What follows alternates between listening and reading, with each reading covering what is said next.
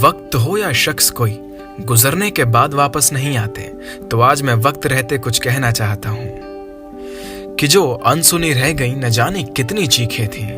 रोया जब वो शख्स हमेशा, नम वो आंखें मुस्कुराते चेहरों के पीछे थी।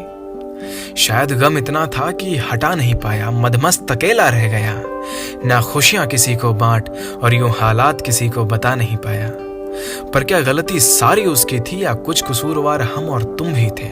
जब भीड़ में अपनों की तलाश में निकला वो, तब वहीं शांत खड़े हम और तुम भी थे। इसीलिए आज एक गुजारिश कर रहा हूं, ध्यान से सुनना। कोई अपना जब यूं परेशान दिखे तो अपना समझकर 2 पल बैठ जाना, कुछ उसकी सुनना कुछ अपनी सुनाना, शायद उसे अच्छा लगे। फिर यूं जब कोई अपने दिल की बात रखने लगे, अपनी डायरी से वो अकेलेपन के शब्द निचोड़ कर पढ़ने लगे, तब जरा नजाकत से काम लेना तुम। दूर जाते दिख रहे उन हाथों को जरा हिफाजत से थाम लेना तुम। थाम कर उन हाथों को उनकी अहमियत का एहसास दिलाना तुम। कभी देखो अगर भटकते यादों के गुमनाम शहर में उन्हें, कभी तो अपने पास बुलाना तुम। फिर हो जो भी मंजर होने देना, अगर वो रोए भी तो जी भर कर रोने देना। फिर वो जो भी कहें अपना समझ कर सुन लेना।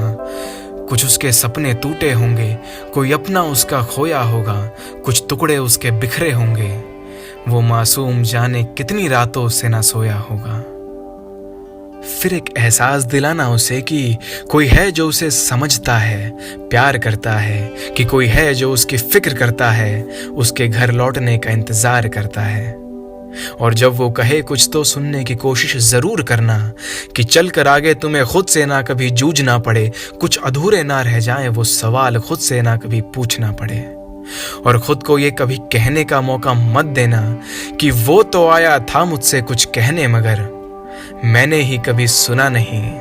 उस बात का तो गिला नहीं, पर कहने जब कुछ मैं पहुंचा, फिर वो शख्स ही कभी मिला नहीं।